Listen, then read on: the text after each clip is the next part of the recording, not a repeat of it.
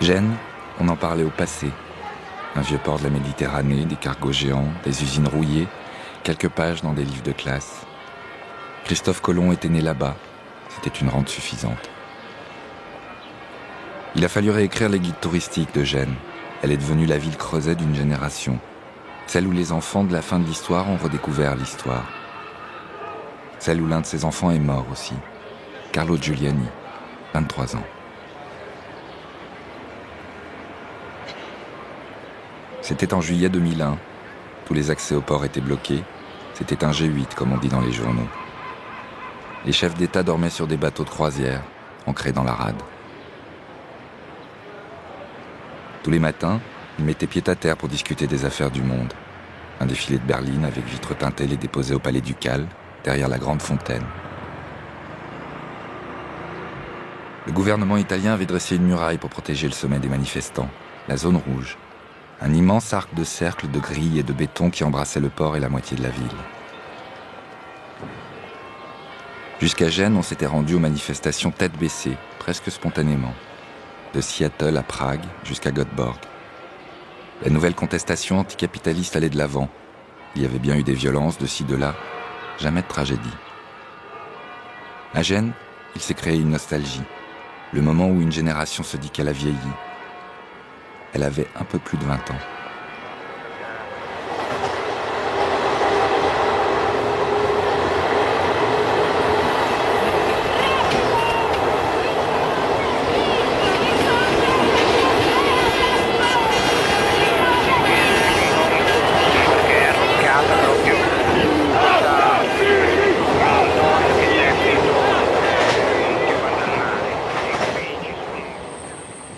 Leïla Dakli a grandi en Tunisie. Elle a découvert le droit de manifester en France pendant la guerre du Golfe. Elle faisait des gâteaux pour les cheminots lors des grèves de 95. À Gênes, elle était un genre de relais d'information entre les différents cortèges. Et elle aimerait pouvoir rêver en paix.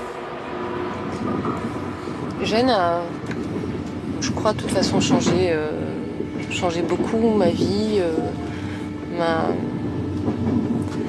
Et étrangement, je crois que ce qui a beaucoup changé ma vie, c'est l'impression d'être miraculée en permanence à Gênes. C'est-à-dire d'être passée en permanence entre les gouttes et d'avoir vu à côté les gens tomber, se faire massacrer.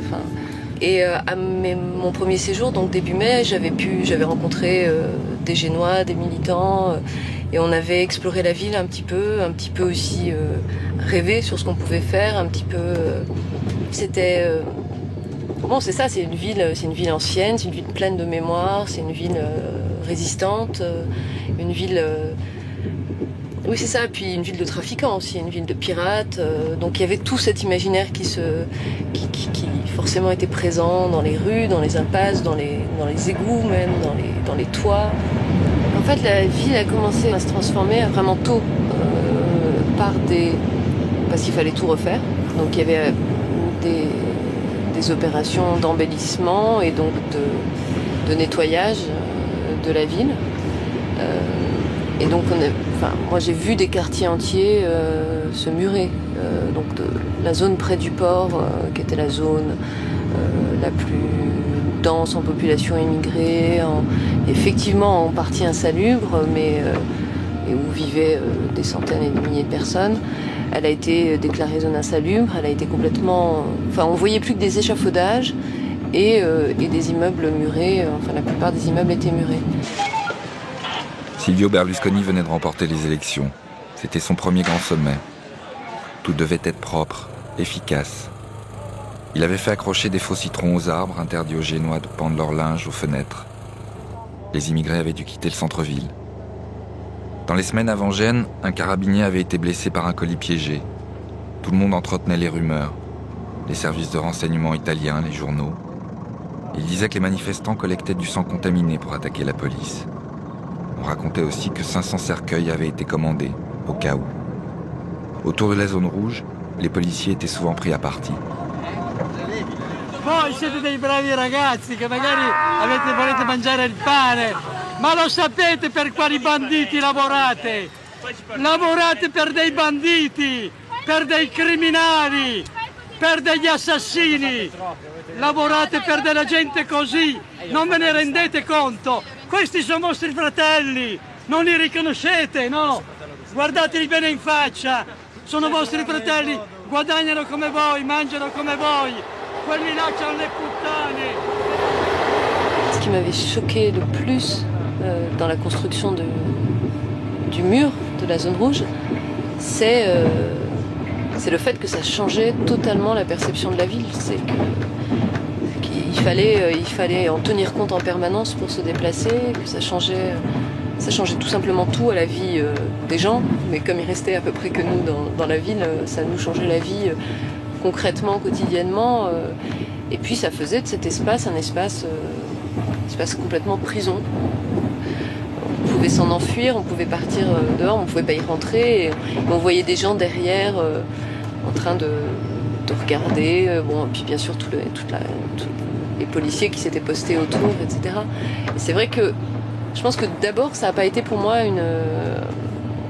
un lieu, j'allais dire, de réflexion sur la stratégie. Ça a été vraiment une sorte d'énorme chape. Et dès la veille au soir, il commençait à construire, il commençait à s'installer, à rapprocher ces socles de béton.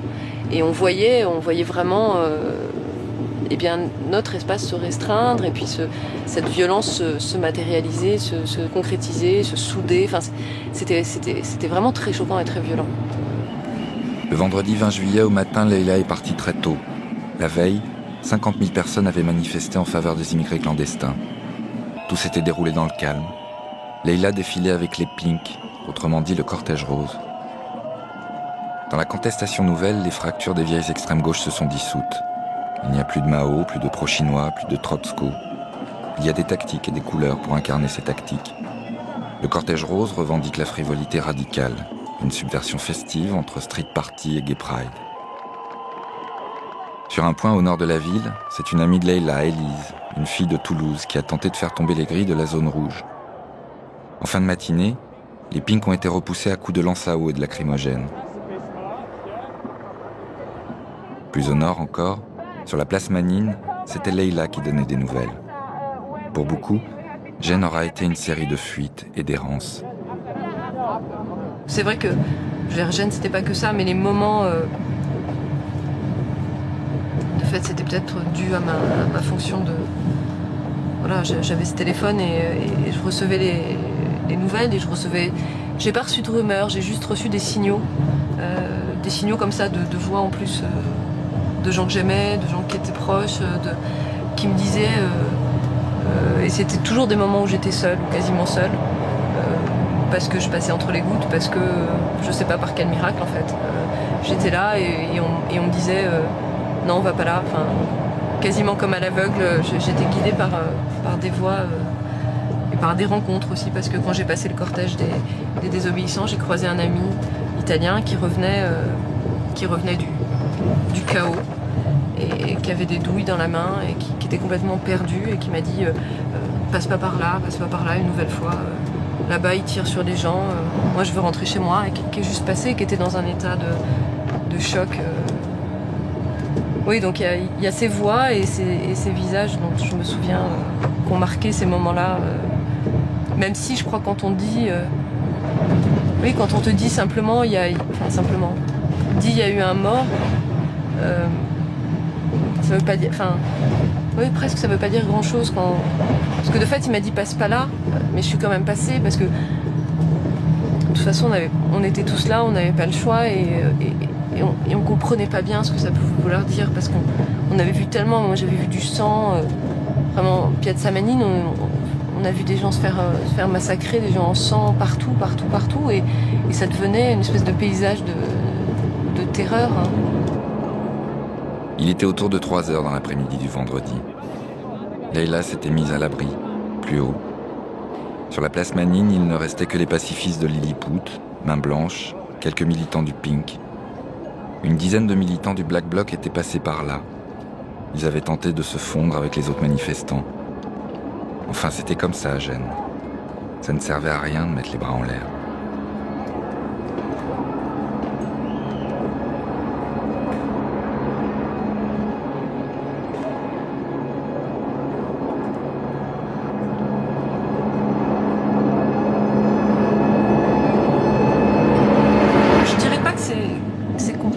fin d'innocence, c'est un... Je crois qu'on s'y attend toujours forcément à un moment. On sait ça, enfin on sait théoriquement. Alors bien sûr, oui, c'est ça qu'on peut appeler la fin de l'innocence, c'est simplement expérimenter quelque chose qu'on devine, hein, mais oui peut-être, mais j'aime pas beaucoup l'expression telle qu'elle est, parce que je crois que on n'a pas cette innocence-là, je sais pas comment dire. Oui, on peut pas avoir cette innocence-là. Maintenant, on peut aussi... Oui, et en plus, il n'y a pas de fin à cette innocence-là. On peut toujours penser que ça peut pas arriver. Et c'est vital de penser que ça peut pas arriver. Que ce type d'acharnement et de violence partout. Voilà, je crois que... Donc oui, mais il y en aura d'autres. Je pense que si ça recommence, il y en aura d'autres, j'espère que non. Mais j'imagine que si ça recommence, ça sera encore la fin de l'innocence. Jamais il y aura de... On s'habitue pas à ça. Je pense que... Ouais, voilà, c'est tout.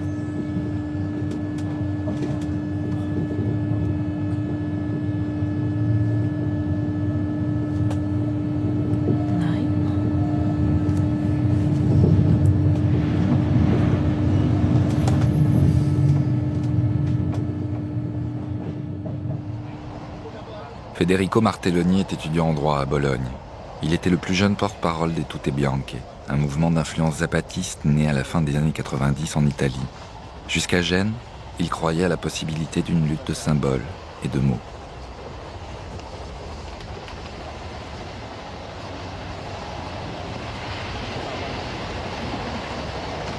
Sarebbe un errore credere che il G8 cominci con i giorni di Genova.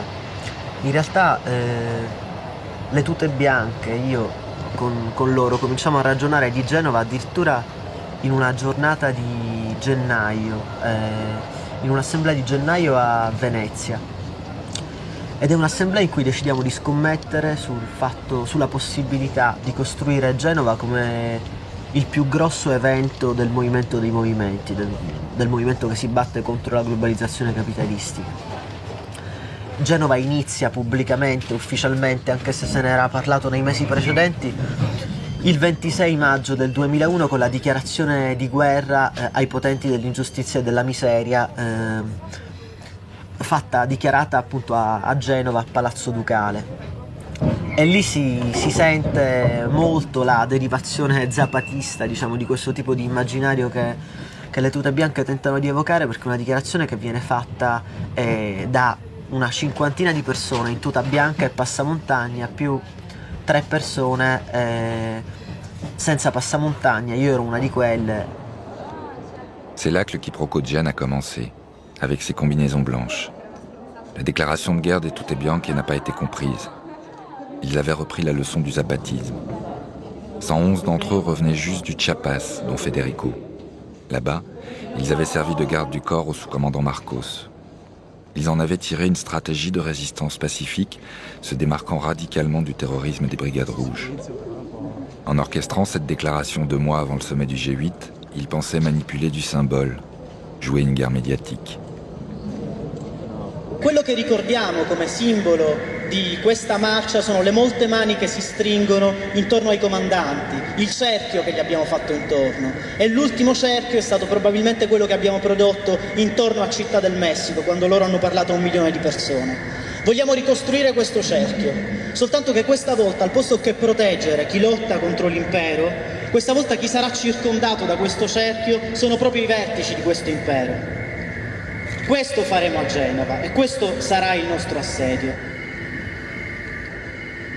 La dichiarazione di guerra fu scritta la sera prima che fosse recitata e fu scritta dopo una notizia che era uscita sui giornali nazionali, su Repubblica, su Il Corriere della Sera, su tutti i giornali italiani, producendo grande scalpore, ed era la notizia secondo la quale a Genova ci sarebbero stati i militari a proteggere il vertice.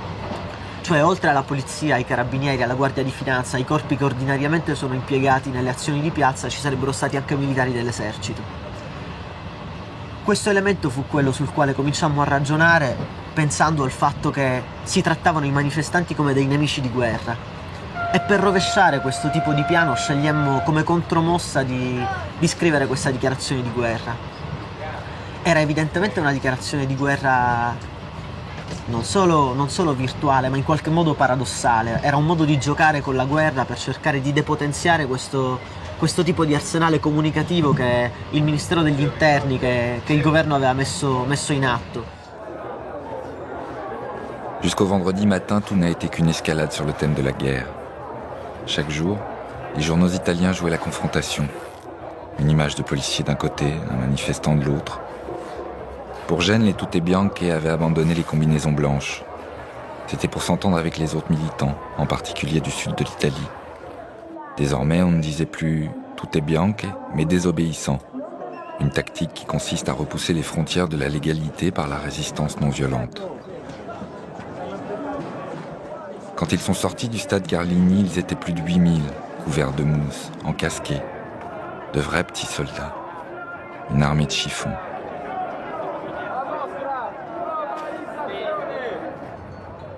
Il était 2 heures lorsqu'ils ont commencé à faire route en direction de la zone rouge.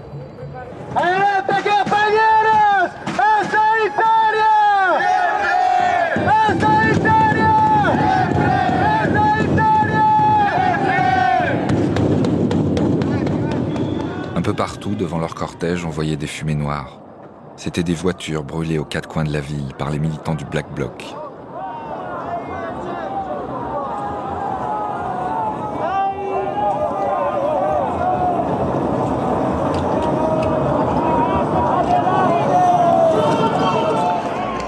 Le Black Bloc. Le terme a pris de la visibilité à Seattle, en novembre 1999. En Allemagne, c'est une expression qu'employait la police pour désigner les groupes anarchistes. À la différence des Pink et des désobéissants, les Black Blocs n'excluent pas l'action violente contre les biens, cassage de voitures haut de gamme, de bureaux de banque, d'enseignes de multinationales.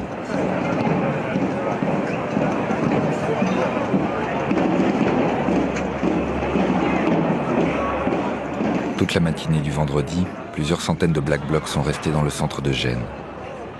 Sur la Piazza Danovi, à proximité de la zone rouge, ils se sont équipés de pierres et de bâtons sans être dérangés par la police.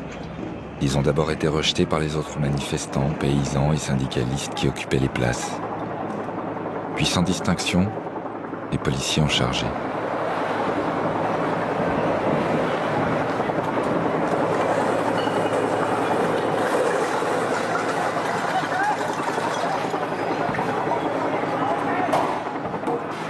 Certains ont reflué vers la mer, d'autres vers le nord de la ville, la place Manine. Federico et le cortège des désobéissants savaient que les affrontements avaient déjà commencé dans le centre-ville. Ils ont pourtant décidé d'y aller. Alors qu'ils approchaient de la zone rouge, la guerre symbolique qu'ils souhaitaient mettre en scène n'était déjà plus un jeu.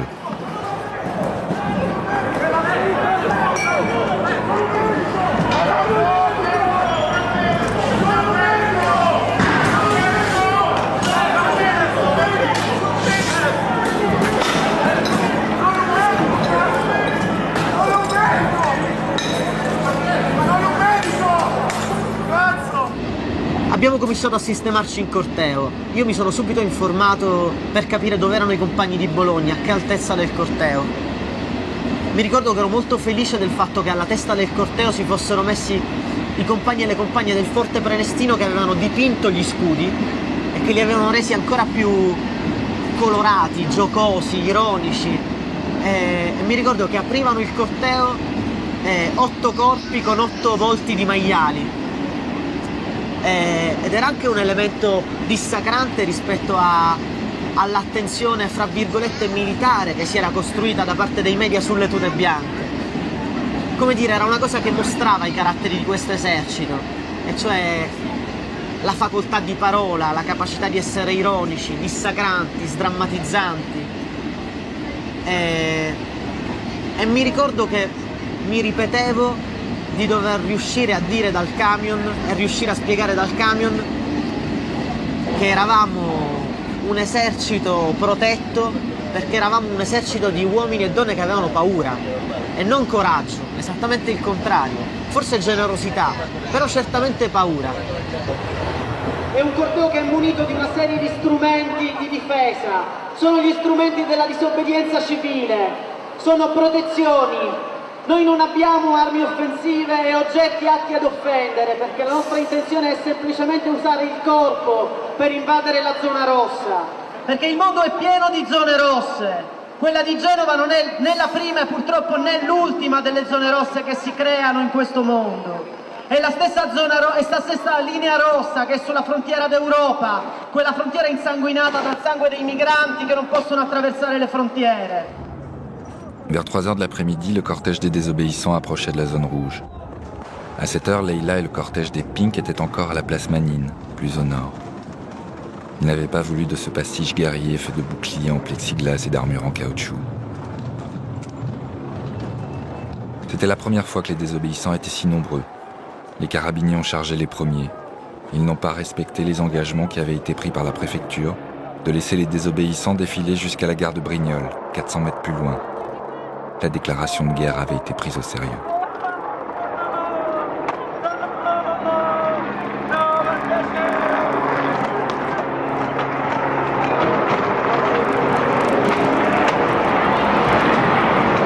Mi ricordo questo rumore violentissimo dell'urto dei manganelli sugli scudi, delle persone che andavano avanti, delle altre che andavano indietro, una grande ressa, e noi che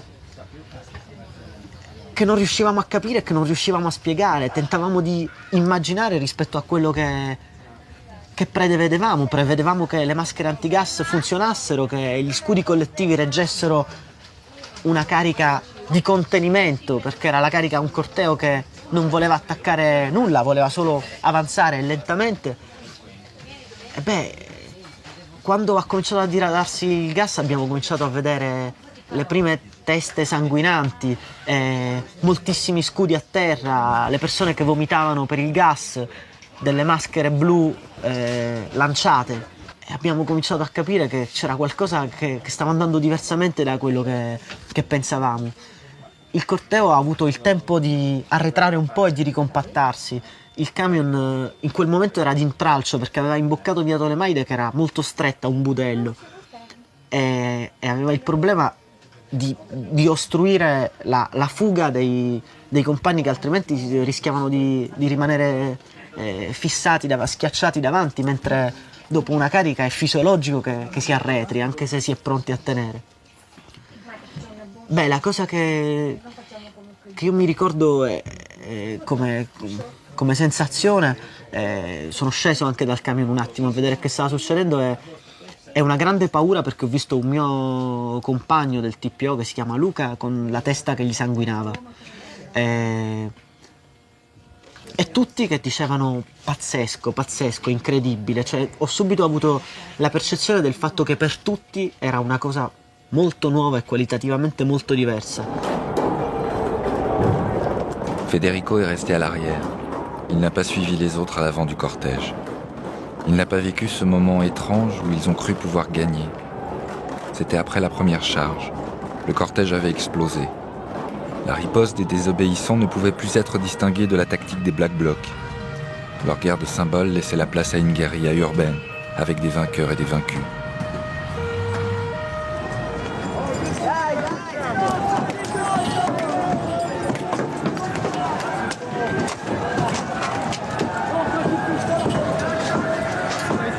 Les combats de Russes se sont poursuivis longtemps encore.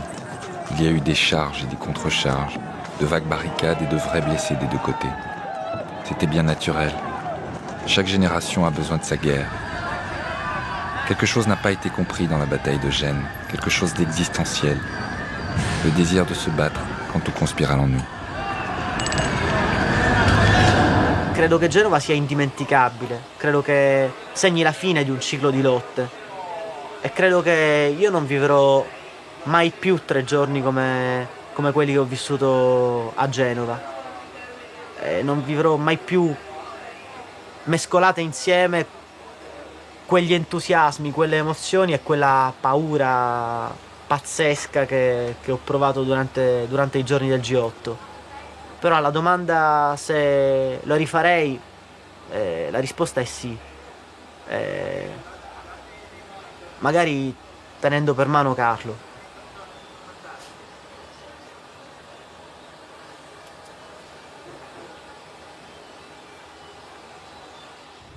Giuliano Giuliani est syndicaliste. Il vit sur les hauteurs de Gênes. Il est le père de Carlo, le jeune manifestant de 23 ans mort en fin d'après-midi le vendredi. Au lendemain de la mort de son fils, il était intervenu à la télévision pour un appel au calme. Depuis, il a découvert une génération qu'il connaissait mal.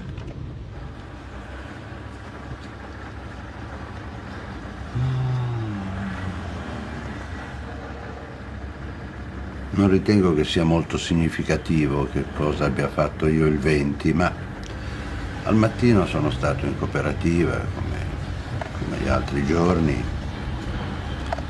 e poi nel primo pomeriggio, percorrendo l'autostrada che da Bolzaneto viene verso il centro, assolutamente da solo perché non c'era nessun altro su quell'autostrada, sono arrivato a casa e ho cominciato a seguire le notizie che venivano da un paio di televisioni locali che trasmettevano dei servizi. E ricordo che una cosa che mi colpì fu che la televisione riprendeva un tratto della piazza che è davanti alla stazione Brignole e il telecronista segnalava, al di là del tunnel della ferrovia, la presenza di fumi, di scoppi. Erano i cosiddetti black bloc che probabilmente incendiavano un distributore di benzina, come poi si è saputo. E lo stesso telecronista diceva che attendeva da un momento all'altro il fatto che le forze dell'ordine andassero in quella zona per far cessare quelle devastazioni. E non si è mosso nessuno. Alle 3 ho telefonato a Carlo. Carlo mi ha risposto, era a Piazza Manin. Mi ha detto che sì, c'era qualche problema, ma di stare assolutamente tranquillo.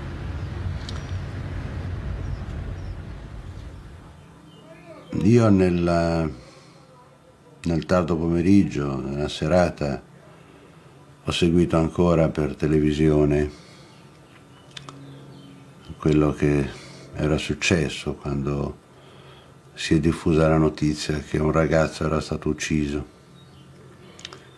La televisione italiana parlava di uno spagnolo e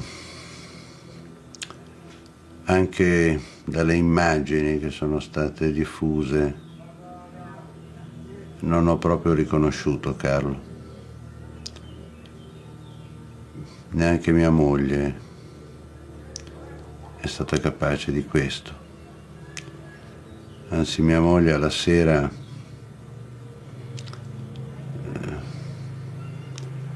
disse: poveretta quella madre. Poi quando è stata diffusa la famosa foto Reuters, a me è parso di riconoscere sulla spalla destra di Carlo il tatuaggio e ho avuto una specie di svenimento. Probabilmente era il rifiuto di voler pensare a una cosa così terribile. À 3 heures, Carlo Giuliani, ici torse nu, passait sur la place Manine, au même moment que Leila. Il était ensuite descendu pour rejoindre le cortège de Federico sur la Via Tolemaide, plus au sud. Il avait mis un maillot de corps blanc et une cagoule. Au milieu de la rue, là. C'est lui. Carlo Giuliani n'était d'aucun cortège. Ni festif comme les Pink, ni aussi rhétorique que les Tutte Bianche, pas aussi anarchiste que les Blacks. Le matin, il avait pensé partir à la plage. À 5 heures passées de quelques minutes, il participait comme beaucoup d'autres au combat de rue, pour répondre aux charges de la police. C'est là, à 17h27, sur la piazza Alimonda, à proximité de la Via Tolemaide, que Carlo Giuliani a été tué.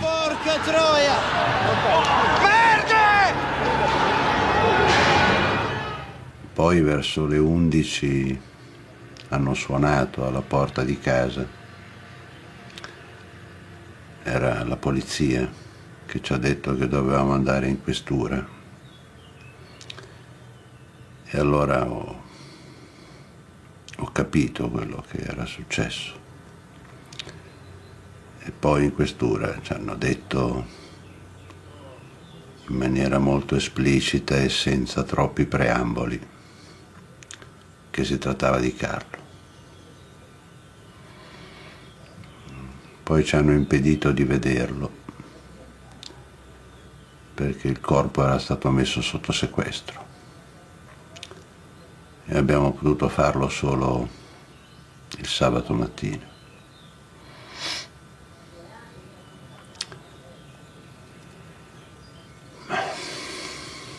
È stata,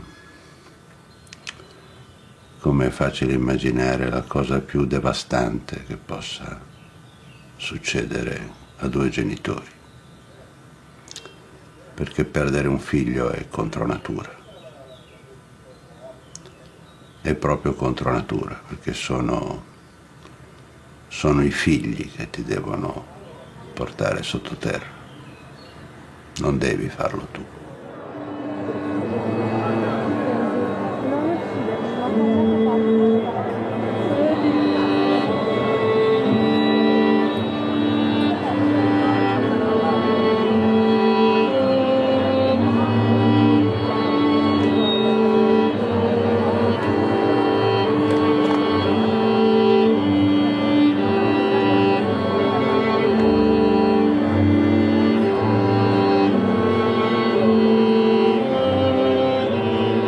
Le jour anniversaire de la mort de Carlo Giuliani, fin juillet 2002.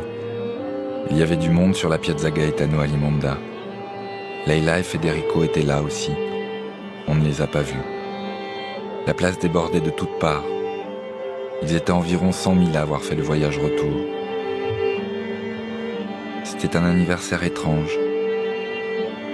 Il y avait des ballons comme pour une kermesse, des visages tristes comme pour une messe. On ne célébrait pas un mort, mais un martyr, une icône, un jeune homme comme tous les autres. Le jour anniversaire de la mort de Carlo Giuliani, il y avait aussi une pensée qui liait tous les visages. On avait trouvé un héros pour incarner la lutte.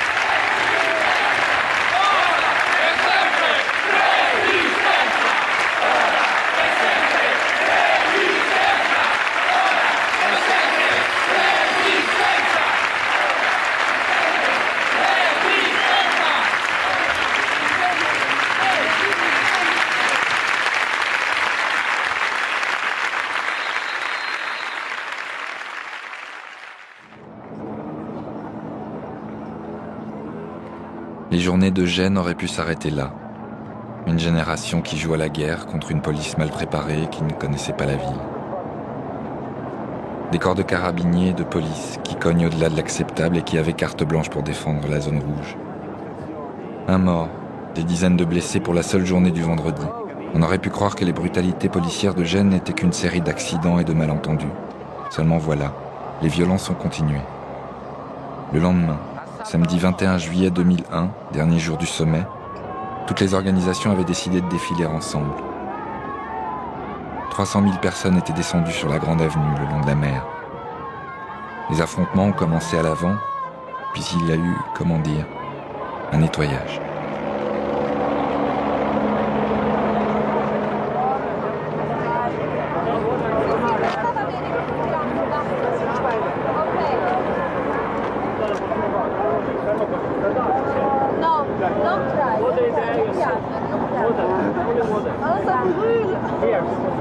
Here is water. La lingua no, la lingua. Guillermo!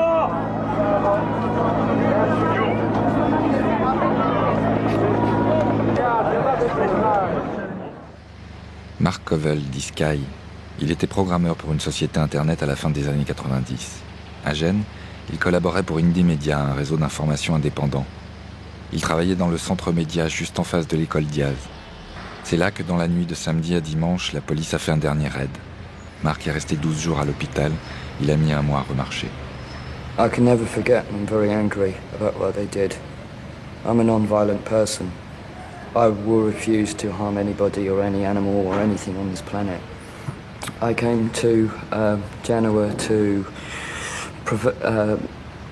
I wouldn't call it present the truth because, you know, indie media is biased against capitalism and globalization, but I wanted to come and report the other side that the corporate media would not tell.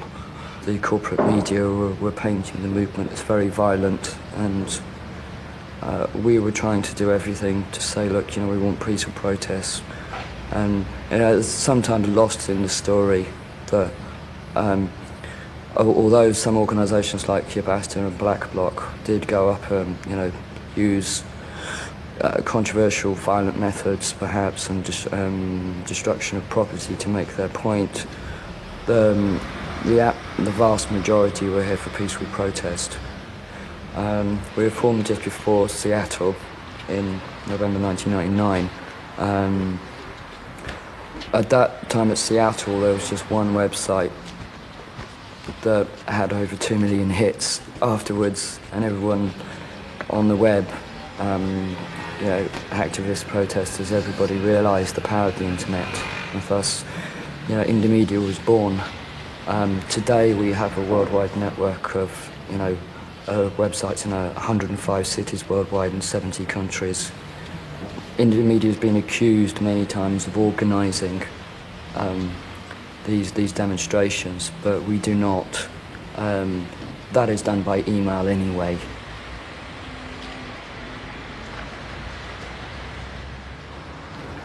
At Genoa, over 450 Indie Media people came from many different countries worldwide to come to the Diaz. They brought their laptops. We set up 60 computers there. It was the biggest Indie Media operation ever. Many people arrived here not really understanding why, you know, what were the issues, you know, how do you include the views of 6 billion people worldwide when confronting the G8? It's never been done before, as such. I mean, my role here was to, as I said, to broadcast the events. I didn't realise that, you know, as I came to Genoa to report on this story, I didn't realise I would become a story.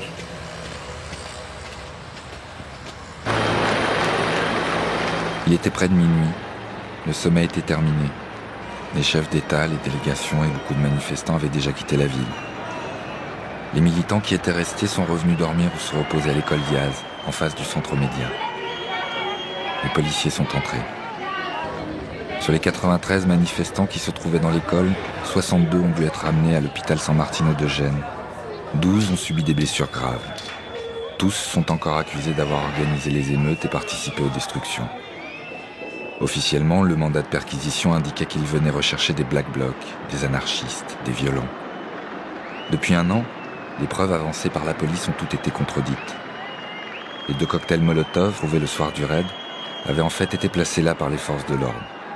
Un rapport d'experts a également prouvé que le policier qui avait dit s'être fait poignarder avait menti.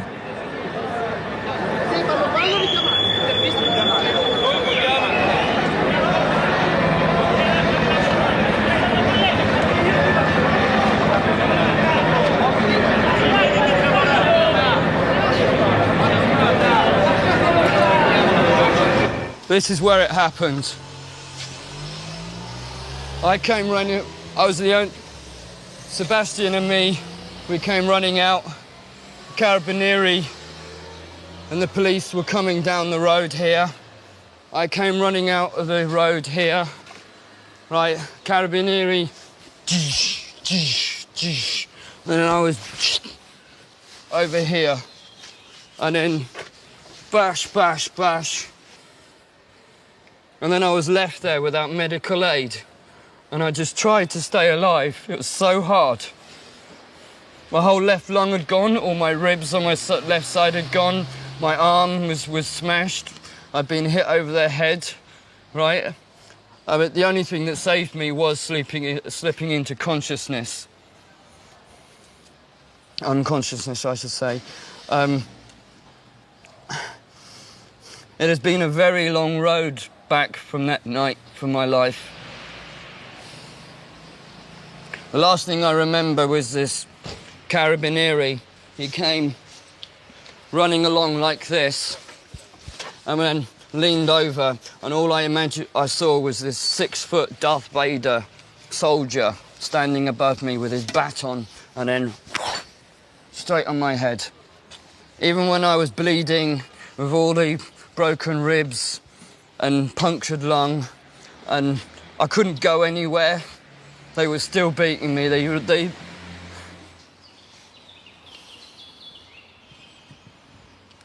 just seem very strange that it's so peaceful here now, as though nothing ever happened. I just hope this never happens again. I don't want more people to die. What for?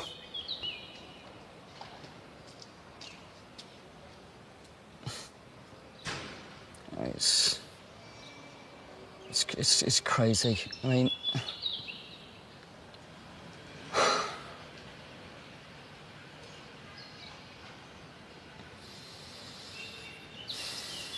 I have nightmares every night. I can't sleep. I just hear the screams.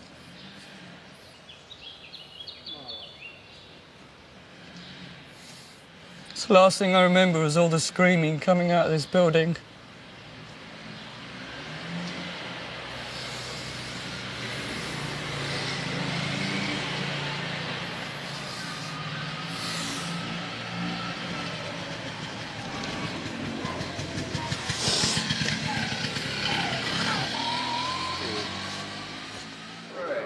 Sara Bartesaghi, jeune italienne de Milan.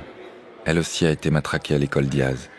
Elle a ensuite été conduite à Bolzaneto, une caserne de police à l'extérieur de la ville où de nombreux manifestants ont été torturés. Un an après les journées de Gênes, elle hésitait à revenir pour témoigner. C'est sa mère qui l'a finalement convaincue. C'était une réunion des victimes de l'école Diaz. Ça avait un côté ancien combattant. Marc Covel était là. Giuliano Giuliani aussi. Et puis la mère de Sara, une ancienne militante communiste. Se volete posso dire un po' quello che è successo, però soprattutto quello che mi ha colpito e mi ha fatto male in questo periodo è stato che è quello che mi è stato detto un sacco di volte, che non c'entravo niente, tutti i miei amici, ma non è questo il problema, cioè che io sia una brava ragazza, che io in quel momento non abbia avuto un piercing e non abbia avuto dei tatuaggi, cioè non ha senso, perché comunque queste cose non devono accadere a priori. Non importa che alla Diaz c'erano, come vedete, delle persone non violente e che non hanno mai fatto male a nessuno, non hanno intenzione di farlo. Non è questo il problema è proprio alla base. Queste cose non devono succedere neanche se nella scuola ci fossero stati i peggiori delinquenti del mondo, perché non è possibile, non è concepibile che qualcuno entri.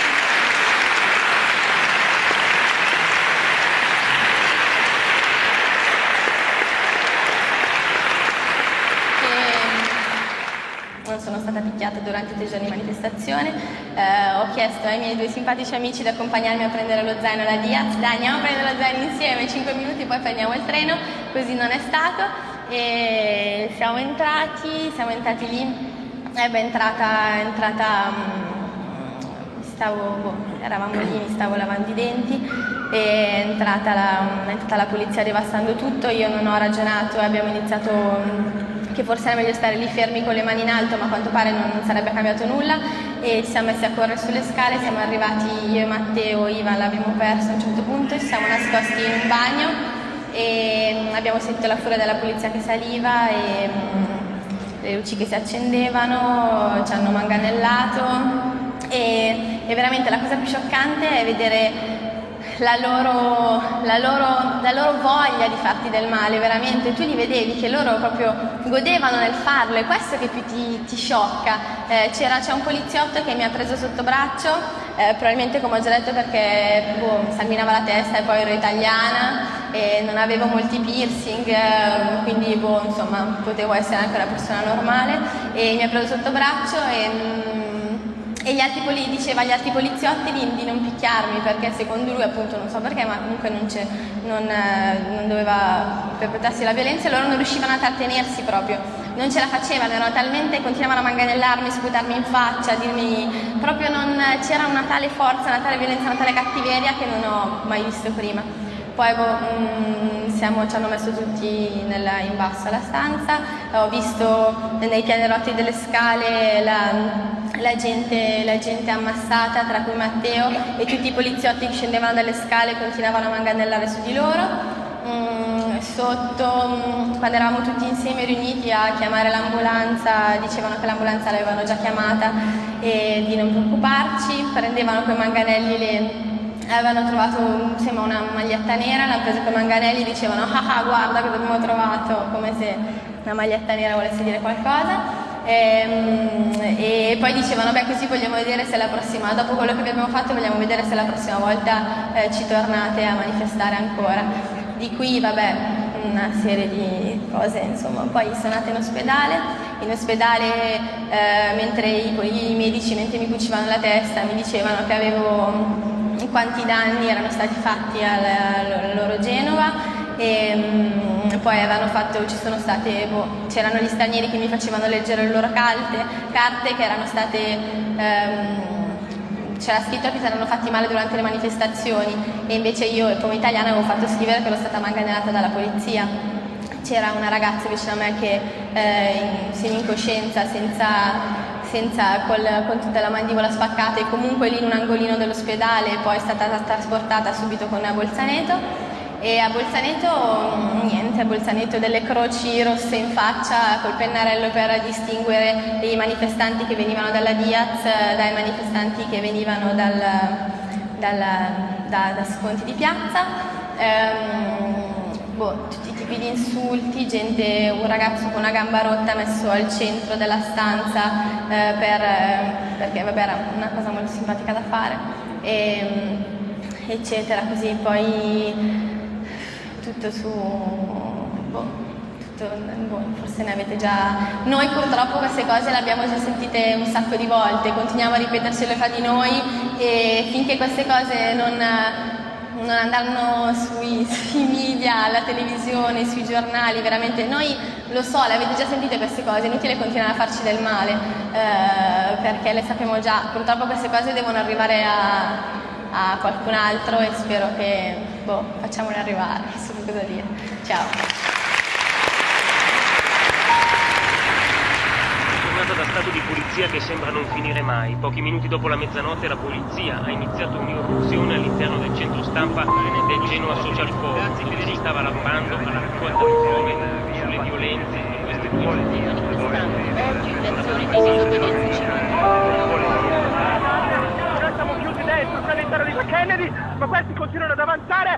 Aujourd'hui, Leila Dakli enseigne l'histoire sociale dans un IUT à Rennes.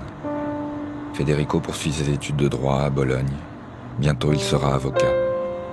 Giuliano Giuliani s'est présenté à la mairie de Gênes sur la liste des démocrates de gauche. Il n'a pas été élu. Marc Covel est toujours accusé d'avoir organisé les destructions lors des manifestations du G8.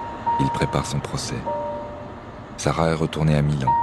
Sa mère a redécouvert l'engagement. Elle a fondé le comité Vérité et Justice pour faire la lumière sur les violences policières. Au total, 450 manifestants sont encore accusés d'avoir participé aux destructions de la ville. Ils encourent des peines de prison de 8 ans et plus. Mario Placanica, le carabinier accusé du meurtre de Carlo Giuliani, nous a demandé 30 000 € plus TVA par le biais de ses avocats pour répondre à nos questions. Jusqu'ici, il a évoqué la légitime défense. Pour le raid sur l'école Diaz, 80 policiers ont été mis en examen. Ils sont accusés de faux témoignages et de calomnie.